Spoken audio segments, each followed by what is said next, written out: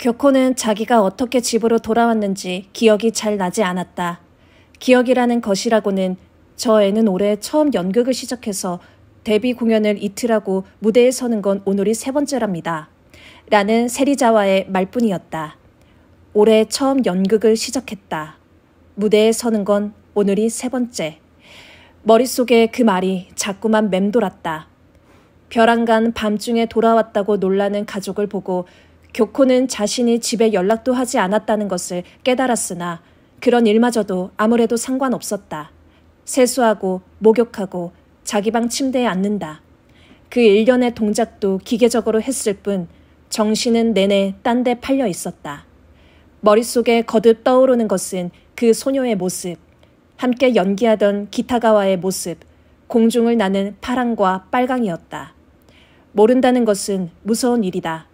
그러나 동시에 마음의 평안을 약속해 주기도 한다. 아버지가 한 말인지 누가 한 말인지는 잊었으나 그녀는 지금 그 말을 실감하고 있었다. 정말이지 모른다는 것은 무서운 일이다. 그때 그 아이 연기를 보지 않고 그냥 갔더라면 교코는 기분이 복잡했다. 저도 모르게 담배를 꺼내 불을 붙였다. 오늘 하루가 꿈결 같다. 오사카 분장실에 있다가 충동적으로 도쿄로 돌아와 스튜디오에 쳐들어가 세리자와를 만나고 오디션 참가를 거절당하고 세 사람의 연기를 보았다. 분명히 노여워하고 흥분하고 가슴 두근거리고 낙담했을 텐데 지금 마지막에 본 그 아이 연기밖에 생각나지 않았다. 사사키 아스카. 교코에게도 그런 충격은 처음이었다. 그 충격을 뭐라 설명하면 좋을까? 어렸을 때부터 주위에 온통 프로와 연예인뿐이었기 때문에 천재라 불리는 배우는 수두룩히 보아왔다. 그 기술과 눈부신 광채에 어렸을 때부터 감동해왔고 그들이 얼마나 대단한지도 잘 안다고 생각한다. 그러나 그 소녀는 전혀 다른 방향에서 나왔다고밖에 생각할 수 없었다. 이렇게 보면 교코가 아는 천재들은 환경이 부여한 광채요, 포지션이며 그들의 기술은 예부터 면면이 계속되는 연예계에서 가꿔지고 이어져 내려온 것임을 명확히 알 수 있다. 극단적으로 말하면 넓은 의미에서의 동업자들 간에 어느새 틀이 생겨 그 틀 안에서의 실력과 천성이 평가 기준이 되어버린 것이다. 연예계도 여러 가지지만 그 전부를 통틀어 연예계에서 산다는 것 자체가 하나의 틀에 박혀버린 것이다. 그에 비해 그 아이는 얼마나 자연스러웠나. 교코는 그녀의 연기를 떠올려 보았다. 무대에 등장한 순간부터 그녀의 동작이 뇌리에 들러붙고 말았다. 아마 메서드니 각 극단의 스타일이니 기획사의 사정 따위는 전혀 모른 채로 그저 등장인물이 되는 것, 관객에게 연기를 보이는 것만 생각했을 것이다. 교코는 홀로 쓴웃음을 지었다. 등장인물이 된다. 관객에게 연기를 보인다. 배우가 그 밖에 무엇을 더 바란다는 말인가? 반면에 평소에 우리는 그 이외의 부분, 연기와는 무관한 부분에 부수되는 세계에 살고 있다. 저도 모르게 입가에 냉수가 떠올랐다. 알았다. 그 아이에게서는 자의식이 느껴지지 않는다. 문득 그 사실을 깨닫고 교코는 납득했다. 그러나 그런 일이 과연 있을 수 있을까? 재떨이에 담뱃재를 떨며 그녀는 고개를 갸웃한다. 배우가 되려는 사람은 정도의 차이만 있을 뿐 누구나 자의식 과잉이다. 온유하다. 욕심이 없다고 이야기되는 배우도 그 내면에는 강렬한 자의식이 감추어져 있다. 때로는 본인조차 주체하지 못하고 통제하지 못하는 자의식. 그 성가진 자의식이 배우라는 인종의 복잡 미묘함이고 동시에 매력이기도 하다. 아오이도 또 하즈키도 강렬한 자의식의 소유자임은 명백하다. 교코 자신도 우등생 타입이기는 하지만 아무에게도 보여주지 않는 곳에 복잡한 자의식이 있다는 것을 자각하고 있다. 그러나 그런 강렬한 자의식이 없는 사람이 배우를 한다는 것은 소녀의 연기가 머리에 떠오른다. 차례차례 변하는 얼굴, 15살 난 말괄량이 소녀, 심약한 중년 남자. 현실적인 중년 여자. 연기를 한다는 데 대한 쑥스러움과 두려움이 전혀 없는 그 확고한 자연스러움은 어디서 나오는 걸까? 배우는 연기보다 배우로서의 자신에 도취되는 경우가 많다. 여배우인 자신, 배우인 자신, 연기자인 자신, 그런 자신에 도취된다. 배우를 연기하는 게 아니라 역을 연기하게 되기까지 시간이 상당히 걸리기 마련이다. 그런데 그녀는 달랐다. 그녀는 당연한 듯 역을 연기하고 있었다. 그곳에서 이르는 과정을 훌쩍 뛰어넘어 버렸다. 대체 어떤 인생을 살아온 애일까? 무슨 이유로 배우가 되기로 마음먹었을까? 무슨 생각을 하면서 그런 연기를 하는 걸까? 충격은 강한 호기심으로 바뀌었다. 게다가 그 아이에게는 연극 전체가 보였다. 그 아이는 처음부터 당연한 듯 제3의 눈을 갖고 있었다. 연극의 일부가 되어 있었다. 기타가와의 그 생기 넘치는 연기를 봐도 그가 연극의 일부가 된 그녀와 강하게 공감하고 있었음이 역력했다. 배우가 되고 싶다는 것, 역을 연기하고 싶다는 것, 자연스러운 연기라는 것, 그런 욕구와 실제 기술에 관해 이렇게 솔직하게 생각해 본 적이 지금까지 있었던가? 놀랍게도 오늘 하루 겪은 온갖 감정과 충격이 이제는 상쾌함으로 바뀌어 있었다. 오사카에서 출발할 때는 이렇게 얻은 것이 많은 밤이 될 줄 예상하지 못했다. 운명이란 정말 이상하다. 교코는 그런 감개를 심야에 홀로 곱씹었다. 대체 저런 애를 어디서 찾아왔어? W 대학생? 뭐 이제 1학년이라고? 극단은 어디고? 가게야마가 스태프에게 물었다. 사사키 아스카에 대한 정보가 전혀 없었던 모양이다. 그 점이 가미야는 왠지 유쾌했다. 가게야마는 아스카에게 질문하는 것조차 잊어버릴 정도로 그녀의 연기에 충격을 받았나 보다. 아스카가 떠나고 나서야 겨우 그녀에 관해서 다른 사람들에게 묻기 시작했다. 스태프도 와글와글 시끄러웠다. 오디션이 끝났는데도 다들 철수할 생각을 하지 않고 그녀의 연기 이야기만 하고 있었다. 가미야도 알고 있었다고? 가미야마가 눈을 부라렸다. 가미야는 희죽거리며 고개를 끄덕였다. 그래, 나하고 저 애는 운명의 실로 엮여 있다고. 무슨 헛소리야. 아, 하지만 놀랐다. 누구 연기 보고 이렇게 놀란 거 진짜 오랜만이야.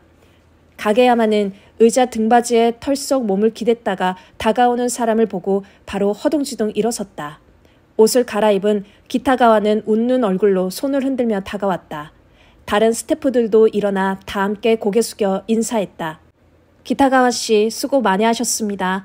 늦은 시간까지 힘드셨을 텐데 감사합니다. 이 오디션은 정말이지 기타가와 씨가 계신 덕분에 가능했습니다. 가게야마가 한층 더 정중하게 고개를 숙이자 기타가와는 아니야 라며 손을 내저었다. 정말 기타가와 혼자 처음부터 끝까지 내내 무대에 섰다. 오디션 상대역은 결코 쉽지 않은 일인데다가 상당한 기량이 요구된다. 매번 동일한 수준의 연기를 되풀이해야 하고 타입이 각기 다른 상대방에 맞춰 바로바로 대응해야 한다. 이번 오디션은 한 사람 한 사람이 연기하는 시간이 길었을 뿐더러 정답이 없이 후보자와 함께 무대를 만들어내야 했기 때문에 기타가와의 부담이 매우 컸다. 가게야마가 방금 말한 대로 그의 뛰어난 기술이 있어 가능했던 오디션이라고 할 수 있었다. 뭐 그야 힘들기는 했지만 나도 재밌었어. 이렇게 수준 높은 오디션은 처음이군. 기타가와는 그렇게 오랜 시간 무대에 서고도 조금도 필요한 기색을 보이지 않았다. 오히려 흥분해서 눈이 번쩍번쩍 빛났다. 그때 뭐라고 하던가요? 가미야는 옆에 앉은 기타가와에게 저도 모르게 물었다. 그때? 그 애가 가게야마한테 질문하고 나서 기타가와 씨에게 뭐라고 하지 않았습니까? 무대에서 기타가와가 놀란 얼굴을 했던 것이 인상에 남아있었다. 아, 그때 말이군. 기타가와가 생각난 듯 고개를 끄덕였다. 그 옷 좀 벗어주실 수 있을까요? 하지 뭐야? 네? 맞아, 벼랑간 이게 뭔 소린가 싶어서 나도 모르게 가게야마 씨 얼굴을 본 거야. 기타가와가 낄낄 웃었다. 그렇군요. 너텔의 의상을 벗어라 이 말이죠? 그래서 그렇게 놀란 얼굴을 하신 거군요. 가게야마와 가미야는 이제야 이해가 됐다. 3명이 나오는 연극을 2명이 하는 셈이니 특정 의상은 필요 없다. 그렇기 때문에 그녀는 2 사람이 같은 복장을 하기를 요구한 것이다. 재밌는 애였어. 뭐 좀 화려한 천이 없을까요? 하면서 벼랑간 대기실이랑 스튜디오를 뒤지고 난리더라고. 나도 덩달아 같이 찾았지 뭐야. 애가 애교도 없고 쓸데없는 말은 한마디도 안 하는데 설명이 간결하고 적확하더군. 머리가 좋은 애야. 그런 연기 계획이 과연 가능하겠나 싶었는데 보시다시피 되더라고. 기타가와는 기분이 좋았다. 사사키 아스카와의 무대가 꽤나 신선했나 보다. 이러다 연출가 자리도 빼앗길 것 같은데? 가게야마가 농담만은 아닌 것 같은 얼굴로 불안스레 중얼거렸다. 그건 그렇고 저 중에 고르기 쉽지 않겠어? 기타가와는 심술궂은 눈으로 가게야마를 보았다. 이제 자기 할 일은 끝났으니 마음이 편해졌나 보다. 물론 마지막 애한테 깜짝 놀라기는 했지만 다른 사람들도 굉장했어. 각기 다른 매력이 있었고 연기도 잘했고 그중에서 2를 고르다니 어지간한 연기를 못 보여주면 떨어진 사람들이 납득 못하지 않을까? 더블 캐스트도 하지 그래. 특히 오늘 4사람은 다들 개성적이고 재밌었어. 그 4사람 가지고 조합을 바꿔가며 상영하면 재미도 있을 테고 관객도 모을 수 있을 것 같은데 분명히 선풍을 일으킬 거야. 기타가와의 말을 듣고 가미야는 저도 모르게 고개를 끄덕였다. 2 여자의 연극, 사사키 아스카의 연기를 봐왔을 때부터 그의 마음속에 조금씩 뭔가가 꿈틀거리기 시작하고 모양이 잡히기 시작했다. 살아있는 생물처럼 연기하는 사람에 따라 달라지는 연극을 만들 수 있다면 오늘 본 4사람처럼 기량도 개성도 각기 다른 여자들이 연극을 자꾸자꾸 진화시켜준다면 분명히 오늘 4사람이 더블 캐스트로 공연하면 화제성도 충분하고 각자의 팬들을 불러들일 테니 흥행 면에서도 성공할 것이다. 아이고 골치 아파 죽겠네. 이제 겨우 1차 오디션이 끝난 건데. 가게야마의 얼굴에 비참한 표정이 떠올랐다. 다들 수고했어. 그때 누가 가벼운 발걸음으로 들어섰다. 세리자와 씨 와 계셨습니까? 가게야마가 놀란 얼굴로 말했다. 가미야도 엄격결에 돌아봤다. 전화로 이야기해 본 적은 있어도 실제로 만난 것은 처음이었다. 허둥지둥 일어선다. 처음 뵙겠습니다. 가미야입니다. 저 감사합니다. 말이 잘 나오지 않는다. 호리호리하고 큰 키에 온화해 보이는 노인. 사실 노인이라 할 나이는 아닌데 너무나도 온화하고 원숙한 분위기라 가미야는 놀랐다.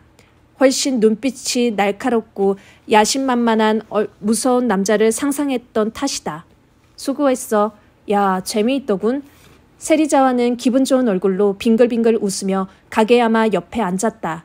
세리자와 씨, 좀 골라주십시오. 전 도저히 못 고르겠습니다. 세리자와 씨도 마지막에 나오네. 알고 계셨습니까? 가게야마는 원망스러운 눈으로 세리자와를 보았다. 그래, 재미있을 것 같아서 불러봤어. 그렇잖아도 그 애를 보여주고 싶었던 사람이 마침 와 있었고 만사가 순조롭군 그래. 만사가 순조롭다고요? 이제 어떻게 합니까? 가게야마는 어두운 목소리로 물었다. 세리자와는 노래하듯 대답했다. 물론 2차 오디션 해야지. 2차란 말씀이죠? 몇 명으로 줄일까요? 그야 당연히 오늘 4사람이지? 나머지는 이제 됐으니까 불합격이라고 연락해. 오늘 4사람으로 2차 오디션 하자고. 오늘보다 분명히 재밌을 거야. 세리자와는 가미야와 기타가와를 돌아보고 희죽 웃었다.